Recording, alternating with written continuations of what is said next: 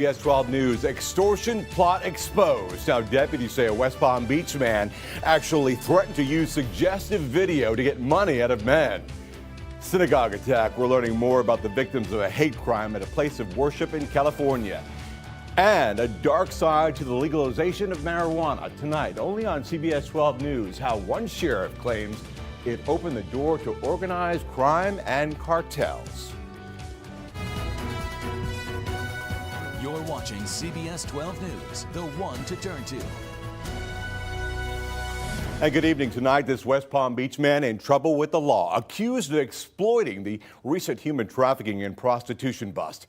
Investigators say he told other men he had video of them in compromising positions, and if they didn't pay up, that video would go public. CBS 12 Nyla Charles live at the Cheetah Gentlemen's Club in West Palm Beach tonight with what investigators say this guy told his unsuspecting victims. Nyla. Well, according to the police report, the suspect told victims he had video of them paying for sex with underage girls, not only here, but other strip clubs too. You've been filmed in and out of a prostitution business and will be on local news. Text 561-518-9007. Detectives say 60-year-old William Milstead deceptively wrote those words, spelled incorrectly, on the back of cards and sent them to men, hoping to get cash out of them. The report from the Palm Beach County Sheriff's Office details how an undercover detective responded to a text and was then told he was caught on camera at local strip clubs. Milstead allegedly telling the detective they were places known for using minors as prostitutes. The report says Milstead asked for $400 in return for deleting the video that investigators say never even existed. Deputies say victims were asked to wire the money to an account for Kids Finders Network, a charity that helps human trafficking victims. Authorities later arrested Milstead when they found out that bank account belonged to him. And that's not all. Deputies say Milstead registered the charity with the state to make it seem legitimate. Tonight, Milstead is out on bond, charged with extortion and illegally registering a charity. His next court appearance is set for next month. For now, reporting live from West Palm Beach, Nyla Charles, CBS 12 News. All right, Nyla, one of the women at the center of the Jupiter Spa sex probe is expected back in court tomorrow. Lawyers for Lei Wang have filed a motion for a protective order, and last week, attorneys for Wang and Hua Zhang filed emergency motions asking the judge to find prosecutors and police in contempt of court over a possible leak of the undercover video. Now, the judge declined to find him in contempt, but asked for an accounting of evidence procedures on sealing the video evidence. And the legal team for Patriots owner Robert Kraft expected back in court Tuesday afternoon. Last week, they grilled this guy, the lead detective in the Jupiter Day Spa investigation, for 6 hours. They're now fighting to get the video evidence allegedly showing Kraft and dozens of other men paying for sex acts thrown out. The Kraft defense team says the search warrant used was unconstitutional. His legal team also pointing out that Orchids of Asia Day Spa offered Groupon and early bird specials and was even once promoted on the Town of Jupiter's website. All right, wrapping up a gorgeous weekend here across South Florida with dry conditions and high pressure in control of our weather. It's going to be dry for the most part over the next couple of days, but later in the week, we are already tracking our next weather maker. It's a combination of systems. We've got a low pressure area over the western U.S. That'll drag a front into the area later in the week as moisture begins to creep in from the Bahamas. Here's Friday and on into Saturday, and that means rain chances will be going up then. In the meantime, a mild, balmy night in South Florida. Everybody in the 70s, even inland out in Okeechobee. Here's 70 right now, 76 in Jupiter, and 76 or 77 there in West Palm Beach. Morning low temperatures when you wake up, mid to upper 60s inland, low to mid 70s at the coast, with just a chance for a stray shower out there. All right, coming up in minutes, we'll talk more about the increasing moisture. We'll time out the rain chances throughout the week, and we'll also time out rougher beach and boating weather as well. All right, across America tonight, a barrage of bullets at a cookout in West Baltimore, leaving one man dead and 7 others injured. The police commissioner saying a man began firing into the crowd, targeting at least one person. Someone in the crowd, he says, may have fired back. Tonight, the search is on for that suspect. And a memorial is growing tonight outside a synagogue in Poway, California, after a gunman stormed into the building, then opened fire. One woman died in what's being called a hate crime. 3 others injured. The gunman stormed in with a semi-automatic rifle during the Passover celebration. When the rabbi says he locked eyes with him, he says his first thought was to save the children. Turn around, and I saw the children that were playing in the banquet hall. I ran to gather them together. My granddaughter, 4.5 years old, sees her grandpa with a bleeding hand, and she sees me screaming and shouting, "Get out, get out!" Absolutely horrifying. Police say the suspect, a 19-year-old college student, posted a rambling, hate-filled manifesto online in which he claims responsibility for a recent arson attack on a mosque. He's now also a suspect in that case. Also a horrific story tonight out of Tennessee. Police there finding a total of 7 bodies in 2 houses. The man accused of killing them all now in the hospital. Police not saying how these people were killed or if they were even related. An 8th victim also being treated for critical injuries. The suspect, 25-year-old Michael Cummins, recovering tonight after being shot by police. Investigators searching for answers tonight in a deadly crane collapse we've been telling you about in Seattle. 4 people killed when the crane fell onto a building on the new Google Seattle campus, crushing 6 cars. 2 workers in the crane, 2 people in cars, all killed. A 25-year-old woman and her 4-month-old baby, though, here's the good news, rescued from one vehicle, suffering minor injuries. Well, after an all-day rescue effort, 6 men are safe tonight after getting trapped in a cave in Virginia, stuck in that cave since Friday night. One of them able to escape and get help. Rescue crews worked all day long using ropes, pulleys, and a stretcher to pull the 5 remaining men to safety. And wild weather. Look at this across parts of the country. Most people enjoying the spring, but people in parts of the Midwest still dealing with, as you can see, old man winter. Snow falling across several states in the Midwest, and today parts of Montana and North Dakota also seeing snow and winds. Hundreds of flights canceled at both of Chicago's airports. Well, the question here, is there a dark side to the legalization of marijuana in this country? Law enforcement in El Paso County, Colorado is making the case that there is, claiming that legal pot there has opened the door to organized crime and cartels. CBS 12's Yami Verkin shows us more in your Spotlight on America. It's known as Olympic City, USA. Just 70 miles south of Denver, Colorado Springs in El Paso County is also known as the epicenter of the fight against illegal marijuana grow houses. It is dangerous. We've seen an uptick in criminal activity, violent criminal activity. Sheriff Bill Elder has taken a strong stance against marijuana crimes and executes the highest number of warrants in the state of Colorado. This is not your dad's marijuana. This is not ditchweed. This is highly potent, technically grown marijuana. Elder has put his life at risk going after organized crime that he says has invaded his county since the legalization of medical marijuana here back in 2000. I am not making people happy. That's my job. He says that some of the criminal groups he's targeting are from the countries of Laos, Mexico, and Cuba, all of whom are growing vast quantities of weed in his county that's then trafficked to black markets elsewhere. It's not organized crime like you picture, the mafioso of years ago, but they are organized. The sheriff tells us that the Cubans in particular have shown they will do anything to protect their product. The Cubans are pretty territorial. They own the area, and most people know it. And the competition between the different Cuban illegal grow houses can be deadly, in part because of what the sheriff calls rip crews. A rip crew is a group of Cubans that they put together. They will go out and target specific grows nearing harvest time, and they will break in, tie them up, forcibly take their product. Typically will take everything that's growing there. Just up the highway, District Attorney George Brockler has also seen and prosecuted some of the crime being committed by the new criminal organizations. Most of the violence that we've seen has been visited upon each other, either in a drug rip or other folks, but it doesn't mean that the risk isn't there for law enforcement. Brockler says marijuana is treated here like gold. Nobody treats this like it's just any other product. They treat it like it's gold, and they're willing to trade your life for it or their own if need be.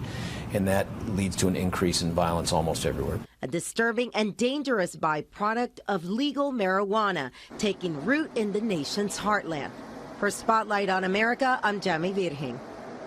And in other parts of the country, no such dark side has yet been discovered, but it is an issue that will be watched, of course, as the legalization of marijuana is considered in more and more states. Researchers in Maryland analyzing national mortality data say there's been a surge in drug-related deaths among teens and young adults during the last decade, especially when it comes to opioids. Now, it's estimated drug-related premature deaths in 2015 ran upwards of $35 billion in work and quality of life costs alone. Reaffirming its commitment to the community, today the only homeless shelter in Palm Beach County for kids held a ribbon-cutting ceremony to show they're putting their money where their mouth is. Now, take a look. This is what it looks like now at Safe Harbor, thanks to members of the community who came together to raise $75,000 for the upgrade. Safe Harbor is a refuge for homeless kids for up to a month with hopes of reuniting them with family. Now, Palm Beach County ranks second in the state when it comes to homeless youth and runaway teens. And this type of job comes from love. And we needed to inspire them and let them know that we stand for families reuniting with their children. Safe Harbor helps kids from the ages of 10 to 17. They say the quicker kids are put in a safe space, the less chances they have of becoming victims of human trafficking. Well, if you went to the movies this weekend, you most likely saw Avengers Endgame. Yeah, the movie's shattering box office records in its opening weekend, the largest spring opening and PG-13 opening ever, and the fastest movie to reach $350 million in box office receipts. And if you did see it, please don't spoil the ending for those of us who have yet to see it, myself included. All right, Media Matters. In case you didn't know, there's a growing distrust of the media these days. Up next, Full Measure's Cheryl Atkinson takes a look at what's behind the growing claims of media bias. And a look now at our SkyTeam 12 drone shot of the day. This video from our downtown West Palm Beach. CBS 12, the one to turn to. CBS 12 News at 11. Tonight, a new Full Measure poll on the national news media. And as you might expect, the results aren't very good for the media. News consumers on all sides of the political spectrum report declining trust in some news media outlets. And tonight, Full Measure's Cheryl Atkinson turned to two experts to analyze the current media madness. The president addresses the nation. Hopefully, we can rise above partisan politics in order. One need only sample lowlights from last January to get a sense of the problem. A Seattle Fox affiliate aired a doctored video of President Trump. The comparison shows Trump with an altered face and a looped licking of his lips. And a January article about Melania Trump in The Telegraph was followed by 7 corrections, an apology, and an undisclosed payment to Mrs. Trump. A new poll conducted for Full Measure by Scott Rasmussen finds 42% of Americans believe national political news coverage is inaccurate and unreliable. Fewer, 38%, believe it is accurate and reliable. And 52% say it's worse compared to 5 years ago. National political reporters also get poor scores. Only 26% of those polled say reporters carefully report the facts. 57% say reporters use news stories to promote their own ideological agenda. Pollster Scott Rasmussen. We asked about national political reporters. You know, are they credible? Are they reliable? And, you know, a little more than 1 out of 3 people say yes. Most people seem to think reporters cannot be fair when it comes to their chosen political candidate. If a reporter found out something that would hurt their favorite candidate, only 36% of voters think that they would report that. So most people think the reporter would cover it up because they like the person. Right, exactly. An actual reporter, professional reporter, would never do that. Frank Sesno is a former CNN correspondent and bureau chief. As head of the School of Media and Public Affairs at the George Washington University, he routinely confronts declining public trust in the media. The public understands fundamentally what journalism should be. They don't understand how it's actually practiced. And that falls to news organizations, in my view, to be more creative, more imaginative about how they're engaging with their publics, to both explain what they do, to defend what they do when it's controversial, and to be accountable for what they do if it's wrong. Our poll also found 78% of voters think political reporters promote their personal agendas. For Full Measure, I'm Cheryl Atkinson. Well, they talked about professionals there. Michael, you know what? Professionals that you can trust, and I trust you as well. Yes. Good. So the weather this weekend, it was beautiful. Perfect. Yeah, I know. yeah. You said it was going to be beautiful. I trust you. Yes. Well, sometimes we're wrong there, Paul. So, I know. Every once in a while that happens, but most of the time we do get it right. And speaking of what's coming up this week in our weather headlines, we do have a slight moisture increase. That will give us a few spotty showers Monday and Tuesday, increasing winds and seas across the area. And then late in the week, the rain chances are going to go up even more. And that's due to a couple of weather makers. First off, we've got an upper level trough over the northwestern part of the U.S. This will move east and drag a front into Florida by Friday and Saturday, along with that upper level trough. Moisture will also begin to deepen as we head on to Friday and then on into Saturday from the east. So systems coming from the east, systems coming in from the north and west. And what that'll do is bump up our rain chances to 40% Thursday, 50% Friday, and 50% Saturday before going down again as we head on towards next Sunday. And that's going to unfortunately impact Sunfest, the biggest event of the year here in South Florida. Thursday, gates open. We're looking at partly sunny skies, 40% chance for spotty showers. You may want to bring that umbrella with you Friday, Saturday, or some rain gear because although it won't rain most of the time, there will be some showers and storms around with temperatures there in the middle 80s. The winds will pick up, gusting into the teens tomorrow, gusting between 26 and 28 miles an hour Tuesday, Wednesday, Thursday. And that's going to be an onshore component. So the seas will pick up 2 to 3 for your Monday. Seas ramp up to 3 to 5 on Tuesday, 4 to 6 on Wednesday with a high rip current risk. Rough and choppy conditions and seas could be as high as 5 to 7 feet on the Treasure Coast by your Thursday. In the meantime, outside right now, it's warm and muggy out there. East-northeast winds at 8, holding the temperature to 77 in the West Palm Beach vicinity. And as we go on through tomorrow, your morning rush, your lunch hour, and your drive home should be partly sunny in the morning, and the lunch hour there could be a spotty shower with temperatures rising on into the low and also the mid-80s. Beach hazards tomorrow will be mainly the sun high impact there. Rip current risk moderate tomorrow. Waves at about 2 to 3 like I showed you. And the winds 15 to 20 in gusts, but again higher as we go on through the week. Love those weather photos. Just share them. Text weather to 44332. All right, forecast for the rest of tonight. We're basically partly cloudy to mainly clear. Small chance of an isolated shower at the coast. We're going to stay in the 70s at the coast with those 60s inland west of the Turnpike by tomorrow morning. On your Monday, sun and clouds mix. Again, a little chance for passing showers. So not quite as nice as the weekend, but still not a bad day overall. Your high temperature, 84 to 85. 7-day forecast where your weekend's always in view. The big story here will be the wind picking up, downright windy Wednesday, Thursday, gusting between 20 and 30. Rain chances picking up most notably to 40% Thursday and 50% for Friday and Saturday. Going down a little bit by next Sunday. Look at those temperatures warming into the mid to upper 80s. Enjoy your week. Look good, Michael. Thank you. Up next, Anna Logan has your Sunday Sports Plus. Keep it here.